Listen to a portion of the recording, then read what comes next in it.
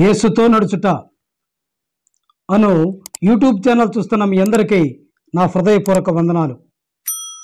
ఈరోజు నేను చెప్పాలనుకున్న అంశము, మానవుడా నీ పోరాటం ఎవరి మీద అనే అంశాన్ని గురించి నేను చెప్పాలనుకుంటున్నాను. ప్రియ దేవుని బిడ్డలారా, ఈ భూలోకంలో పుట్టిన ప్రతి మానవుడు ఏదో ఒక విషయంలో పోరాడుతూనే ఉన్నాడు, యుద్ధాలు చేస్తూనే ఉన్నాడు. ప్రతి విషయంలో ఈ లోకం కోసం పోరాడుతున్నాడు, బిడ్డల కోసం పోరాడుతున్నాడు, ఉద్యోగాల కోసం పోరాడుతున్నాడు, పదవుల కోసం పోరాడుతున్నాడు, అలాగే అధికారం కోసం పోరాడుతున్నాడు, ఆధిపత్యం కోసం పోరాడుతున్నాడు. ప్రియ దేవుని బిడ్డలారా, మనమందరం కూడా ఏదో ఒక విధంగా ఏదో ఒక రూపంలో ప్రతిరోజు పోరాటం కొనసాగిస్తూనే ఉంటాం. కుటుంబం కోసం పనిచేస్తూ పోరాటం కొనసాగిస్తూ కుటుంబాన్ని బతికించుకోవడానికి పోరాటం కొనసాగిస్తాం. అలాగే ఆడపిల్ల పెళ్ళిళ్ళ కోసం తన పెళ్లి చేయాలనే ఆలోచనతో మనం ఆ పెళ్ళికి కావలసిన సంబంధం కోసం మనం పోరాడుతూ ఉంటాం. అలాగే అధికారం కోసం పోరాడుతూనే ఉంటాం, ఆధిపత్యం కోసం మనం పోరాడుతూనే ఉంటాం. ప్రియ దేవుని బిడ్డలారా, మన పోరాటం ప్రతి విషయంలోనూ మనకి నష్టంగానే బైబిల్ గ్రంథం మనకు తెలియపరుస్తుంది. పోరాడాలి, మంచిదే. ఏ విషయం మీద పోరాడాలి, ఏ విషయం మీద పోరాడకూడదు అనే విషయం మన బైబిల్ గ్రంథం నుంచి కొన్ని విషయాలు మనం లేఖన ప్రకారంగా మనం తెలుసుకుందాం. ప్రియ దేవుని బిడ్డలారా, పోరాడుతూ ఎంతోమంది బైబిల్ గ్రంథంలో పోరాడిన యోధులు ఉన్నారు. దానియేలు పోరాడాడు, అలాగే మోషే పోరాడాడు, యెహోషువ పోరాడాడు, అలాగే అనేక మంది భక్తులు పోరాడారు.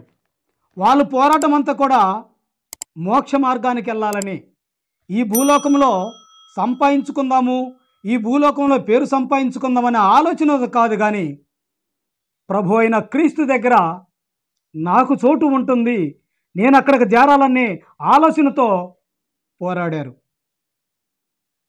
అయితే బైబిల్ గ్రంథంలో అత్యధికంగా పోరాడిన బిడ్డ ఒకడున్నాడు, పౌలు. బ్రతుకుట క్రీస్తే చావైతే లాభమని స్ట్రైట్ ఫార్వర్డ్గా అతను పోరాటం అంతా కూడా గురి వద్దకే పోరాడి గెలిచాడు. మరి మన పోరాటం, మానవుల పోరాటం ఎలా ఉన్నది అనే విషయాలు మనమందరం కూడా ఎవరో వాళ్ళని పరిశీలించుకోవాలి. చూడండి, యోబు గ్రంథము 7వ అధ్యాయము 1వ వచనంలో ఒక అద్భుతమైన మాట రాయబడి ఉంది. భూమి మీద నరుల కాలము యుద్ధకాలము కాదా, వారి దినములు కూలివాని దినముల వంటివి కావా, దేవునికి మహిమ కలుగునుగాక. చూడండి ప్రియ దేవుని బిడ్డలారా, కూలివారి దినములు అంటే ఏ రోజుకు ఆ రోజు పనిచేస్తూ భుక్తి గడుపుకునే పరిస్థితి. అలాగే మనం కూడా ఈ లోకంలో శాశ్వతము కాదు అని మనకు తెలుసు, కానీ ఏ రోజుకు ఆ రోజు పోరాడితే మంచిదే. కానీ మన తాతలకి, మన బిడ్డలకి, మన ముత్తాతలకి సంపాదించాలన్నట్లుగా మనం పోరాడుతూనే ఉంటాం. చూడండి, మనం పోరాడే విషయంలో దేవునితో మనం పోరాడి దేవుని గురి వద్దకు మనం పొయ్యేవారిలాగా పోరాడాలి. అలా కాకుండా ఈ లోకం కోసమో, ఈ రంగుల ప్రపంచం కోసమో, ఈ డబ్బు కోసమో, ఈ దార్పం కోసమో, ఈ ప్రతిష్ట కోసం మనం పోరాడితే మనం సాతాని నోటికి గురైపోతాం, మన కుటుంబాలన్నీ భ్రష్టు పట్టిపోతాయి. కాబట్టి మన పోరాటం ఎలా ఉండాలంటే దేవుని గురి చూసి దేవుని వద్దకి మనం పరిగెత్తే వారిలాగా ఉండాలి. మన గోలు ప్రభు అయిన క్రీస్తు దగ్గర నాకు జీవ కిరీటం కావాలి, క్రీస్తు దగ్గర నేను చోటు సంపాదించుకోవాలి, క్రీస్తు దగ్గర నేను ఉండాలనే గురి, తపన, ఆలోచన మనకుంటే తప్పకుండా మన విశ్వాసమే మన ఆయుధంగా క్రీస్తు దగ్గరికి మనం పరలోకానికి చేరుతాం. ప్రియ దేవుని బిడ్డలారా, మనమందరం కూడా పోరాడుతున్నాము. మన బ్రతుకుల కోసమో, మనం బ్రతకటానికి పోరాడుతున్నాము. పిల్లల చదువుల కోసం పోరాడుతున్నాము, పిల్లలు ఉద్యోగాల కోసం పోరాడుతున్నాము, ఆడపిల్లల పెళ్ళిళ్ళ కోసం పోరాడుతున్నాము, లేదా ఈ లోకంలో మంచి పేరు సంపాదించుకోవాలని పోరాడుతున్నాము. అలా పోరాడిన వారిలో మనమందరం కూడా ఎంతోమంది భ్రష్టులైపోయాం. చూడండి ప్రియ దేవుని బిడ్డలారా, బైబిల్ గ్రంథంలో ఒక అతను ఉన్నాడు. అతనే ధనవంతుడు. ఈ లోకం నాకు అక్కర్లేదనుకున్నాడు. ఈ లోకంలో మంచి పేరు సంపాదించాలనుకున్నాడు. ఈ లోకంలో అనేక మంది దాసుల చేత నేను గొప్పగా అనిపించుకోవాలనుకున్నాడు. ఈ లోకంలో అందరికంటే నేను ఘనుణ్ణి అనిపించుకోవాలనుకున్నాడు. ఈ లోకంలో డబ్బు గలవాడిని నేనే అనుకున్నాడు. చివరికి పాతాళానికి వెళ్ళిపోయాడు. ఆయన పోరాటం అంతా కూడా ఈ లోకం మీద పోరాడాడు.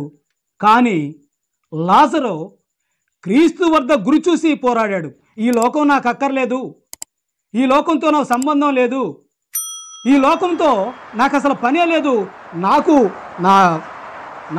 బాధ వచ్చినా, ఇబ్బంది వచ్చినా, ఇరుకొచ్చినా, చివరికి అతను కురుపులతో బాధపడుతూ కూడా భ్రష్టుడైపోయి కూడా చివరికి అతను పోరాటాన్ని సాగించకుండా అతను గురి చూసే పోరాడాడు. చివరికి అబ్రహాము రొమ్మును అనుకున్నాడు. ప్రియదేవుని బిడ్డలారా, ఈరోజు నీ పోరాటం ఎలా ఉంది?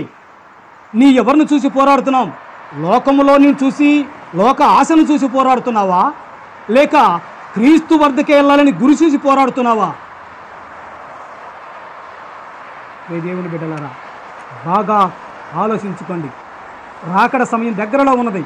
మన పోరాటము క్రీస్తు వైపే ఉండాలి. మన పోరాటము పరలోకమై ఉండాలి.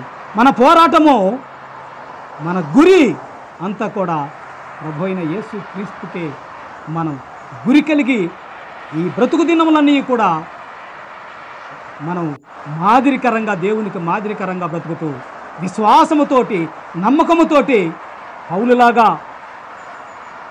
మనం గురి వద్దకే మనం పరిగెత్తేవారిలాగా ఉండాలి. మన పోరాటం కూడా అలాగనే ఉండాలి. అలాగనే ప్రతి బిడ్డ, ఈ లోకంలో ఉన్న ప్రతి బిడ్డలు కూడా క్రీస్తునందు విశ్వాసులు, క్రీస్తునందు బిడ్డలు, అనేక రకములైన ఈ జనమందరూ కూడా క్రీస్తు వద్దకు రావాలి, క్రీస్తుని విశ్వసించాలి, క్రీస్తుని నమ్మాలి. నాకు పరలోకంలో నాకు కిరీటం ఉందని విశ్వాసము కలిగి, నిరీక్షణ కలిగి ఉండాలి. అప్పుడు మన బిడ్డలను, మన కుటుంబాలని గొప్పగా ఆశీర్వదిస్తాడు. అట్టి కృప మనందరికీ కలుగునుగాక.